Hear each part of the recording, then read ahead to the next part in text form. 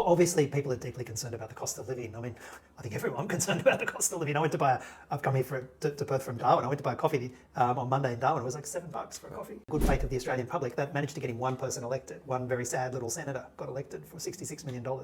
Because if Israel commits war crimes, we absolutely need to be able to call it out. If Australia commits war crimes, we need to be able to call it out. If the United States commits war crimes, we need to be able to call it out. If Afghanistan commits war crimes, we need to be able to call it out. And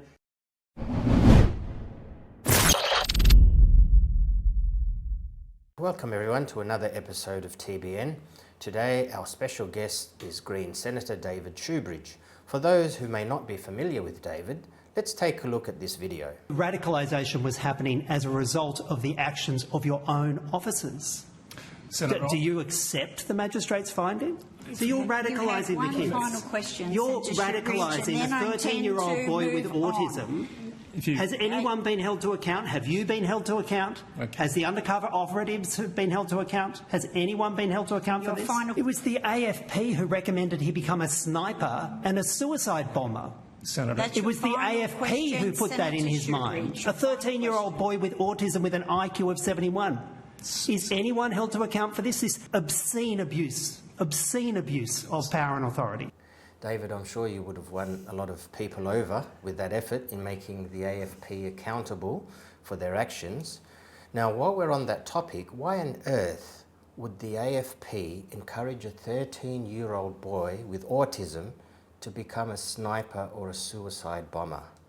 Yeah, I mean, I found reading that judgment, and that's actually the words and the judgment of a magistrate, a quite senior magistrate in Victoria, who was horrified by the evidence that was presented in the prosecution of that young boy.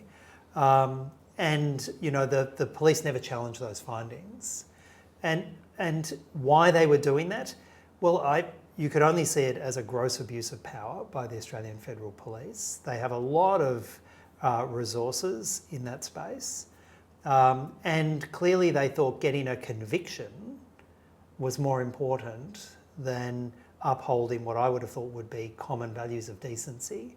And in fact, if you sort of pull apart the layers in that case, they literally waited until he turned 13, and they waited about a week until after he turned 13 before they formally presented the charges. And from a legal point of view, that made it easier to prosecute him when he was 13 than when it was 12. And, you know, since that time, we've found that the Victorian Police, who were in a joint task force with the AFP in that prosecution, I mean, they presented him with a birthday cake for his 13th birthday. And then arrested him. And then arrested him a week later. A gross abuse of process where getting the prosecution and being seen to be active was more important than what I think their overriding public duty should be, which is to the rule of law, to basic decency in their work. Apparently it was his parents that called the police seeking help. I mean, imagine the outrage if this was a white middle-class family on the lower North Shore of Sydney, or any other grouping, you know.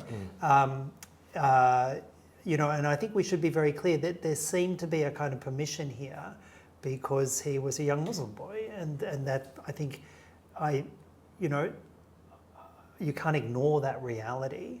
But I think more importantly, when you look at what happened in this case, it was the police literally leading a young boy with autism and very real educational challenges, you know, social isolation, leading him down an extremist path. And for the rest of the community, when they realised it was the mum and dad who went to the police because they were worried about their boy and they wanted authorities to help them and help address concerns they had about what he was looking at and some of the things he was saying, they went there for help. And instead of being helped, what happened was they were literally used, and their boy went through terrible experiences.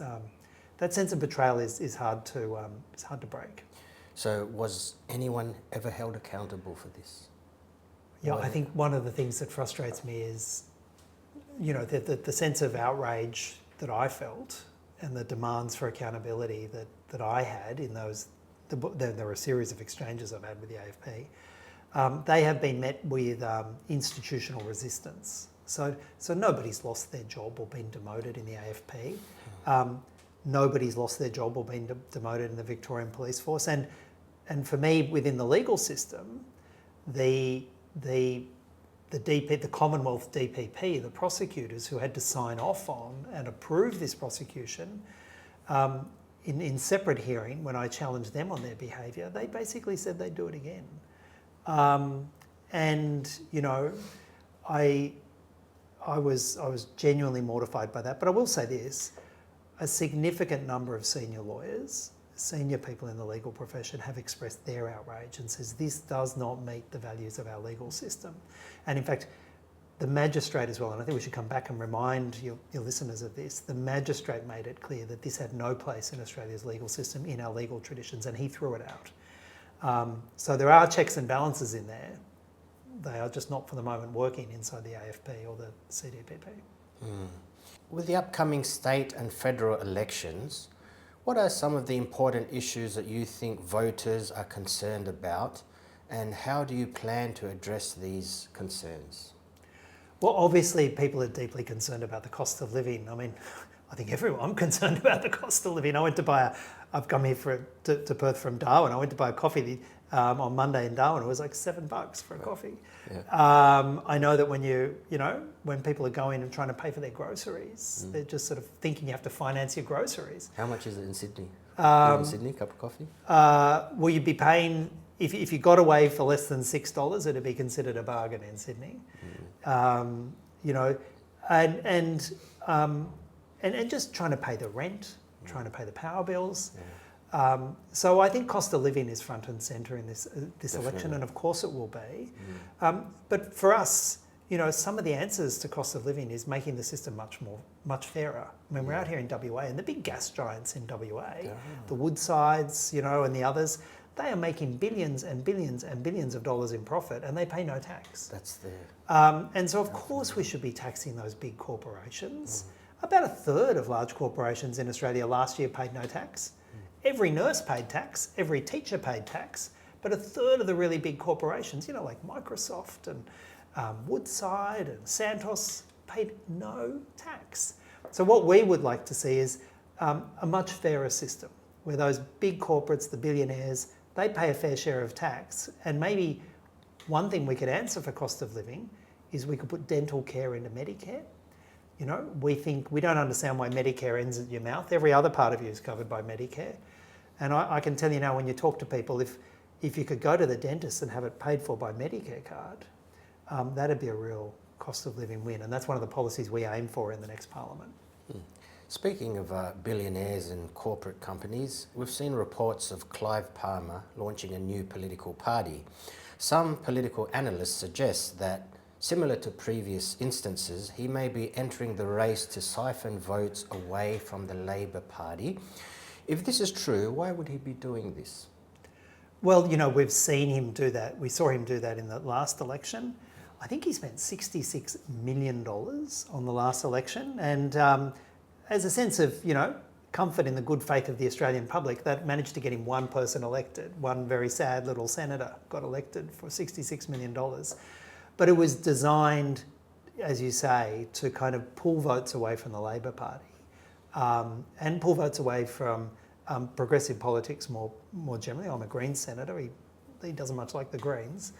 And direct them towards very, very aggressive right-wing politics. And, that one person he got elected, a guy called Senator Babbitt, he's got fringe right Trumpian politics. He's like a little mini Trump in the Senate. And so I think we should see it for what it is. It's an attempt to kind of bring the divisive politics of the United States to his mining interests.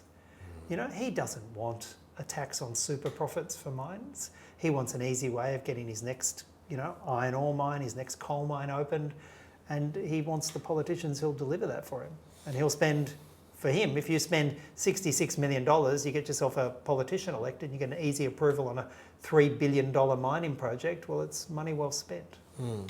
There's also been reports in today's news that Clive Palmer offered Pauline Hanson millions of dollars in a private meeting late last year to collaborate with her to rebrand One Nation. It would have been called the Clive and Pauline Party.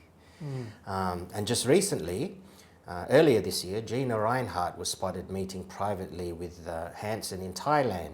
What do you make of these influential mining magnates seemingly trying to align themselves with Pauline Hansen? What interest do they have in common that they want to jump into bed with her? Well, first of all, these meetings are dangerous for our democracy. The idea that a billionaire with obvious self-interest in removing any kind of tax on their mining profits, permitting them to open their mines regardless of the environmental or climate damage, the idea that they would be having secret meetings with politicians and because our laws are very lax, giving secret donations to them, that's a real danger to our democracy. But you might wonder, well, why is Gina Rinehart meeting with, a right-wing minor politician like Pauline Hansen? Well, part of it is because there's good and bad about our voting system. We have a system of preferential voting. And so what they're hoping to do is get a chunk of the electorate who might be thinking about voting maybe for the Labor Party, maybe a tiny proportion for the Greens, thinking about voting sort of on the more lefty side of politics and feed them into Pauline Hansen's One Nation Party. And then once they put a 1 when they vote next to Pauline Hansen's One Nation Party, hope that they'll then move them right and they'll put a 2 against the coalition. And that will be directing votes straight to the coalition and right-wing politics. And I think they'd also hope to get a few more far-right minority politicians elected in the Senate to just drive our politics to the right, which will mean not taxing their profits, not properly assessing their projects, not holding them to account. And of course, then they'll own the politicians as well. And we already see a huge disproportionate amount of power that mining interests have. I mean, I don't have to tell you here in WA, but also in Canberra. And, I think it's very dangerous. It's obviously only for their interest. They're not giving money to politicians because they love democracy. No. They're giving this money to these politicians so they can buy policy outcomes. Yeah. Australia is facing a surge in anti-Semitic hate crimes, which have been very much politicised, leading to new laws being rushed through Parliament. People are concerned that if this trajectory continues of politicising hate crimes, anti-Semitism, this could lead to restrictions on free speech. Criticising a country's policies could be outlawed. So a country could effectively commit genocide and we would not be allowed to condemn this because we would be guilty of hate speech or anti-Semitism. What are your thoughts on this? Yeah, well, I mean, first of all, I think by any metric, there has been, and it's an appalling thing, a rise in anti-Semitic attacks in our society, and we absolutely need a policy response to it. It's appalling and wrong. There's also been rising hate speech against the Muslim community, and on some measures, that's literally exploded in the last 12 months, and I have that feedback from many of the community reps and members that I speak to. There's been an attack against the LGBTIQ community. They've been marginalised and attacked. And there is no place for hate. And when hate is inciting violence and inciting, political violence in particular, I think there's no place for that. And our party says that if you engage in hateful language to incite violence, well, that should be unlawful. But what we want to ensure is that when we pass laws like that you don't wrongly conflate attacks, for example, against a nation state that might be engaged in a brutal war with hate crimes. Because of course we need to be able to speak out if a nation is engaged in genocide or a nation is committing war crimes. Of course we need to do that. And in this context, we often see there's a definition of anti-Semitism, the IHRA definition of anti-Semitism. Much of that definition is fine, and we would agree with much of the definition. But then there's examples in that definition which equate criticising Israel with anti-Semitism. And we say that is false and wrong. Because if Israel commits war crimes, we absolutely need to be able to call it out. If Australia commits war crimes, we need to be able to call it out. If the United States commits war crimes, we need to be able to call it out. If Afghanistan commits war crimes, we need to be able to call it out. And it would be dangerous indeed if we were silenced and we won't be able to speak about those universal values. And so yes, there is a place for criminalising hate speech which incites violence, and we will support that. But it can't come at the cost of silencing us when we're speaking out against, crimes against humanity. Let's hope that it's very clear and not ambiguous or even discretionary, that they could choose to apply, for example, someone's criticism of the policies of a country, and they may say, well, we believe that this incites violence. They conflate it with anti-Semitism. It would be a very dangerous precedent. If you were to criticise Saudi Arabia, would that be Islamophobia? Or like you mentioned, Afghanistan? Or if you criticise Russia, what would that be? Anti-Russian? Criticising China, anti-Asian? And that's, I think, that's where this debate, the public debate, should be much more nuanced. It should be informed by expertise and history and examples in other countries. And we're not getting a lot of that at the moment. We're getting a kind of angry, yelling at anyone who is trying to sort of put that kind of nuanced debate. And we started this podcast by talking about the way in which the AFP had abused their powers to radicalise a young boy and push him into extremism. I think we should be very clear that, the police, and to some extent the courts, but the police in particular, there are distinct elements of racism in parts of our police forces around the country. I do a lot of work with First Nations communities, Aboriginal and Torres Strait Islander communities, and they know that our police can be deeply racist in how they apply what looks like a neutral law gets applied much more brutally against First Nations people. So, even when you pass a neutral law that looks like everyone should be treated equally, there is the potential for it to be abused in a racist criminal justice system. And, as a Greens senator, I'm very much aware of that. Many people from our community would probably support the Greens, but there are some policies that are very extreme left-leaning that would probably be a barrier for them to fully embrace the Greens. What reassurances could you give to our community that our religious freedoms and rights would be preserved and protected? Yeah, well, I think if people really want to have a look at the Greens, I'd urge them to go onto our websites, look at our policies. It turns out when most people look at our package of policies, that's stuff they want. They want free dental care and Medicare. They want to see big corporations taxed. They want their local schools to have the resources needed. So I think our policies really respond to people. But, I sometimes have discussions with parts of the Muslim community, and they say, well, we're troubled by the position the Greens take on, say, LGBTIQ rights. And I say, my response is, and it's my response I give to you today, the Greens will always support the rights of the LGBTIQ community to be respected, to be safe, and to be protected.